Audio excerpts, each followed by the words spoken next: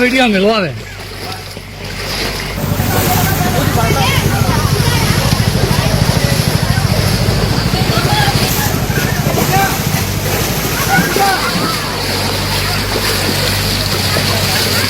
अला ए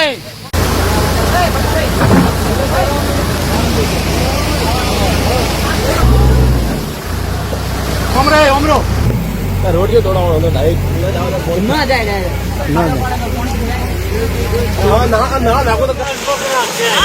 આ કઈ બાજુ જાવ છો? કેમ? તમારા ઝૂંપડામાં? હા, બરાબર. તો હવે ક્યાં જાવ છો આમ? હા, હું માલ ઢોર બધું પાણીમાં ગયું અને તમે બચાવીને જીવ બચાવીને નીકળ્યા છો? રોડે બેઠા હતા. બરાબર. તમારો કોઈ સંપર્ક કર્યો હતો કાંઈ તમને મદદ કરવા માટે? તો હવે ક્યાં જઈશું આ નાના નાના છોકરાને લઈને? હે, નિશાળ વિશાળે? તમારું નામ? મારું નામ ભીખાભાઈ.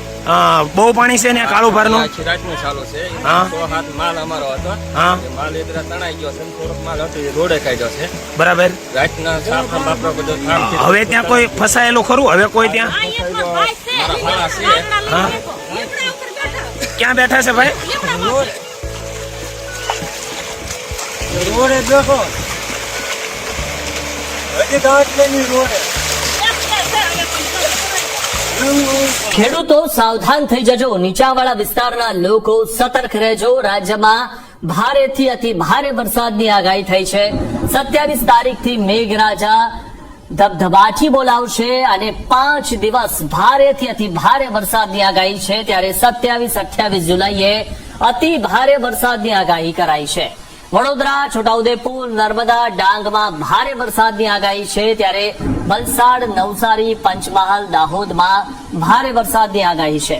અમદાવાદ અને ગાંધીનગરમાં ગાજવીજ સાથે વરસાદની આગાહી છે. ત્યારે સુરેન્દ્રનગર, અમરેલી, રાજકોટમાં અતિ ભારે વરસાદની આગાહી કરવામાં આવી છે.